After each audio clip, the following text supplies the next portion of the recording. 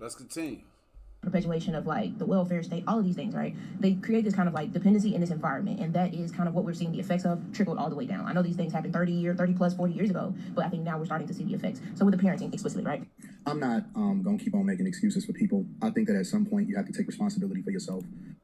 Pay attention to what he said. I've said that many times, many different ways.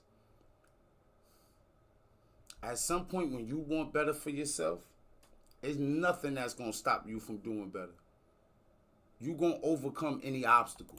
And what I see being celebrated, right? I even looked at it. I did a whole video in which I almost got hundreds of thousands of dollars as a coach. At some point, we know want to be in a ran the city into bankruptcy, the largest major city, Chicago. And it wasn't because of economic empowerment. It was because of cultural differences. And I do see it. So I understand. Okay. We're talking about the crack epidemic and the whole dropping guns and drugs and all of these things into our neighborhoods and completely destroying the Black community. Most of the damage of that is because of lack of presence. So you have the original doctors, lawyers, nurses, teachers, businessmen. These people who were pillars in the community now addicted to drugs and not able to be present for said community. So when they should have been in the household. I'm not gonna necessarily say that's what happened. The doctors, all of that, they got. I would say you can say that in a way where it's like, okay, people who may have potentially been our doctors or our lawyers and things like that, never got the chance to realize those dreams, never got the chance to accomplish those goals, and now there it is. But generations die off, and we have new generations coming behind them. And it seems in this generation, ain't nobody even thinking about being that, or even encouraging their youth. So you get the scenarios where you get the unruly kid. And yeah, there could be a million reasons why this kid is unruly. Could be a shitload of reasons of why this kid just has horrible behavior and is attacking and disrupting everything that got to do with the schoolhouse. And the people in the school somewhat understand and want to give him an opportunity. They don't want to throw him out. They don't want to wreck his life. But that might already be happening in the household. And you get the parents who, when questioned, if you need them to take some time off work to come up to the school, they get to beefing with you. They get to yelling and screaming at the school. As if that's actually your child. As if you gave birth to that child. And we are just expected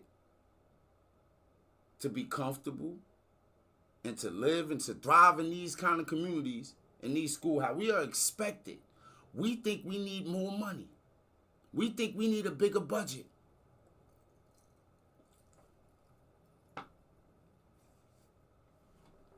But what would that actually do?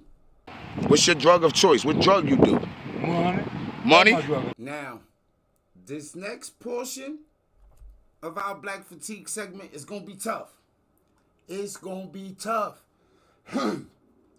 You might can't get through this part. You might not like the jokes that get displayed here.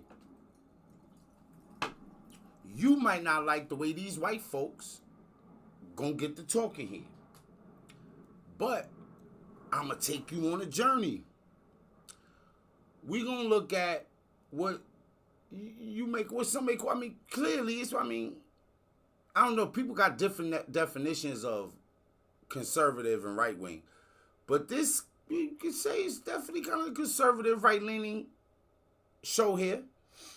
I don't consider right-wing or conservatives to be racist. You know what I'm saying? And I think all humans should be allowed to speak on all topics and have a sense of humor. So this is where you subscribe, like, share, comment. Tell me about myself. You think you want to go against the people? You want to go against the... I really don't. But let's get into this.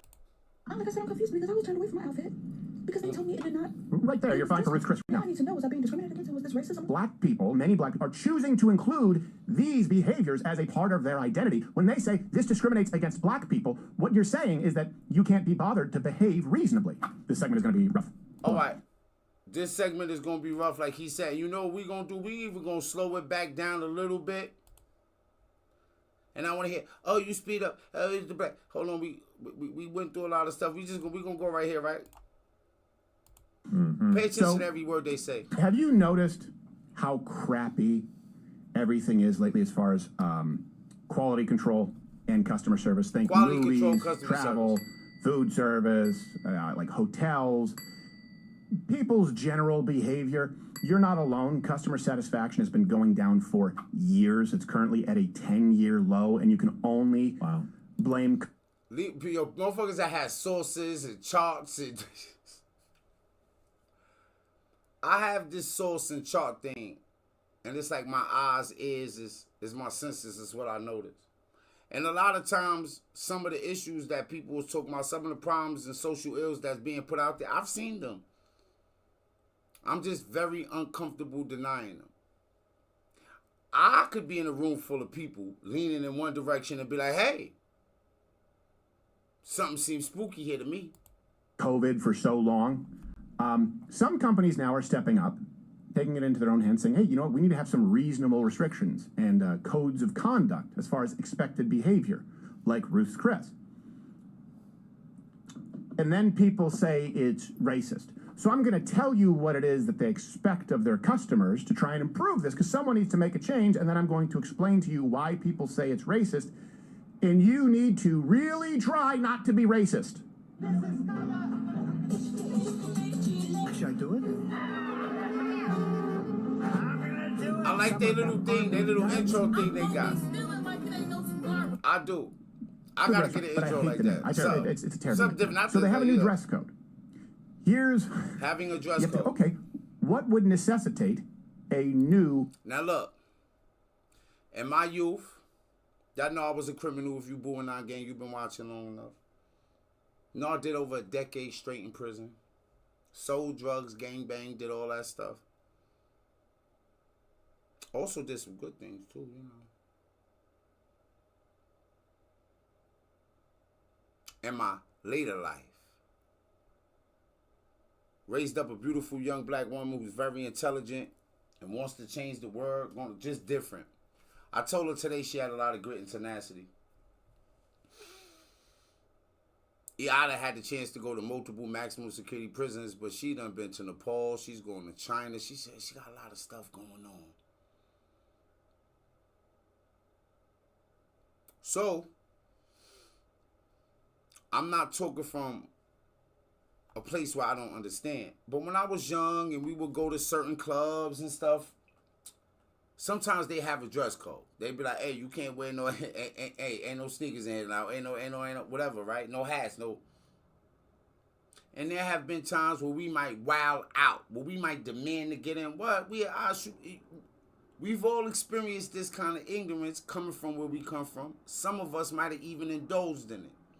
So it makes no sense to pretend that it's not a thing. But you can wreck and ruin your life. So sometimes you're like, oh, you know, you got to let the young people be. No. Let the people who have wrecked and ruined their lives tell you about what it's like to ruin your life. I think things like that might be important. Dress and, I guess you could say, behavioral code of conduct. Well, they then look at the list. You go, oh. So they switched it to business casual to elegant is the new dress code. There you go. Elegant. And that means, just in case you think it's an insurmountable type of hurdle, nothing sleeveless, no offensive shirts, like no federal booby inspector. No sleeveless. Damn it. Shirts. Hats, ball caps. No sleeveless shirts. No shirts with anything written on it that's offensive. And you might, and look, in the same way where we don't want people saying particular things. People don't want people saying. It can't be hard to find a shirt to go out to eat and enjoy yourself that's not offensive. If you want to argue with me about whether or not that is racist or whether or not something on your shirt is offensive and it shouldn't be offensive, and that might be quite fatiguing. People you learn, we all got choice. Sometimes some stronger than others. Yeah, that doesn't go well with hats, ball caps, anything that's overly revealing as far as clothing. And they specifically outline clothing emitting marijuana odor. Yeah, that doesn't go well with now hold on, wait here. Hold on, wait here.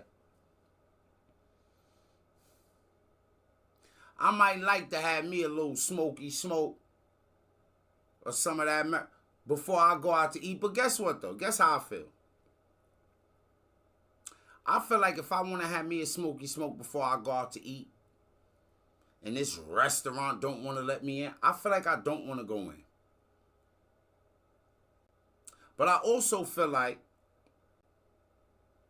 if I'm deciding to go to a restaurant that I know might have an issue with me smelling like marijuana, I don't need to arrive there smelling like marijuana. So I might need to plan to smoke the marijuana well before and maybe even spray myself. Or afterwards. Without causing a problem, without arguing about it, without telling this business how they should do their business.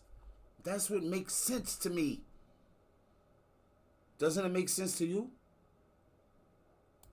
line odor. No. So, yeah, it screws everything up. So let me ask you first. These seem reasonable. It's an expensive steakhouse. Do they seem now, reasonable? A lot of people go, oh, why should they do? Well, look, if you don't like that, the Waffle House will take your order.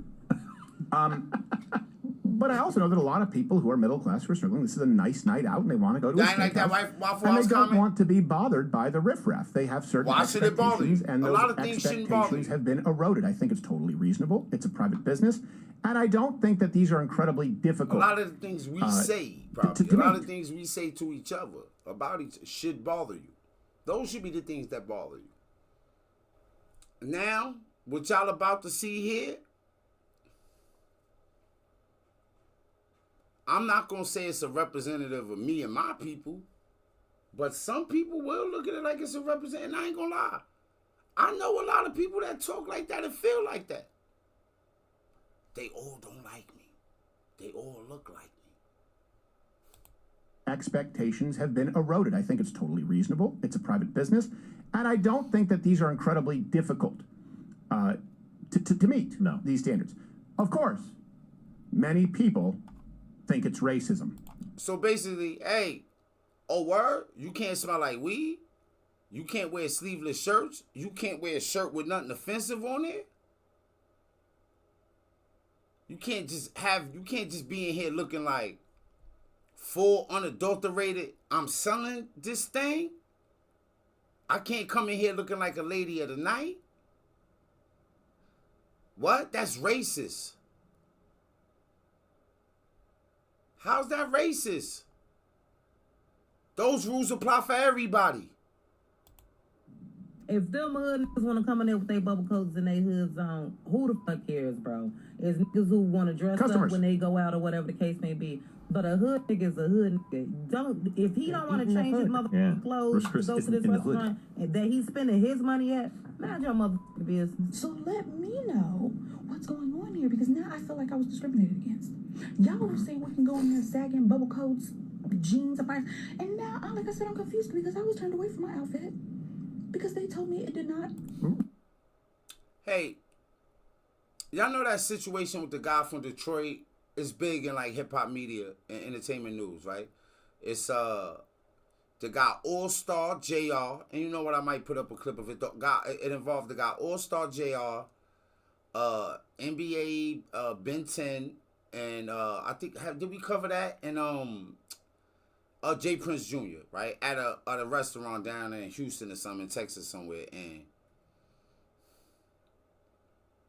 it was like a shooting, some guys try to rob a guy, something crazy like that. But I want to say this, right? As a dude that's from the hood that spent lots of time in maximum security prison, say you have a business, right? And you like, hey man, I want to keep the riffraff down. I don't want nobody to get shot, I don't want the drama, right? How could I kind of tell ahead of time if that's gonna come? Like, how could we ring the alarm? I could definitely write down some items that people that may dress in it with, you consistently let them in and something will happen. I'm not saying it's gonna be every person, but if you track it, you will see that, yeah, it's gonna look like that. A lot of times they can't switch it up. A lot of times it ain't enough to not look so gaudy. Like, in order to feel good, it ain't that I gotta look good. I gotta look enticing. To people that I might know yeah. Right there, you're fine for Ruth's Chris right now. I need to know, was I being discriminated against and was this racism? Let me know something, because y'all said there was no dress code. Oh, well, that's a problem. That's a little bit different, isn't it? Kind of like a hooker. Yeah. It's a little different. And look, let's go back, because they showed that for a moment. I'll be honest with y'all. They told me it did not. Right there, you're fine for Ruth's Chris right now. I need to know, was I being discriminated Let's try to against? catch Was this racism? Let me know something, because y'all said there was no dress code. Bang. Now, I don't really see the issue there. Yeah, it got to show a little bit of cleavage or something. It looked like it might be something, but I don't think it's no nip there. I don't think it's nothing too crazy there that, you know. But I, for one, believe that if you have a business and you want to make certain rules for your business, you should be allowed to do so. If you want to attract certain patrons and certain customers, you should be allowed to do so. Oh, well, that's a problem. That's a little bit different, isn't it? Kind of like a hooker. Yeah. And I think they stretching that. Well, she does. I'm sorry, ma'am. No one wants to be seated next to the photo negative of Miss Piggy. I didn't think that was racist. So, look, I'm going to keep just because he said it in the way that we told these are people, like, reasonable restrictions for a private business to implement to improve the customer experience for everybody. Did you hear what he said? Reasonable restrictions for a private business. Do you agree? Or no?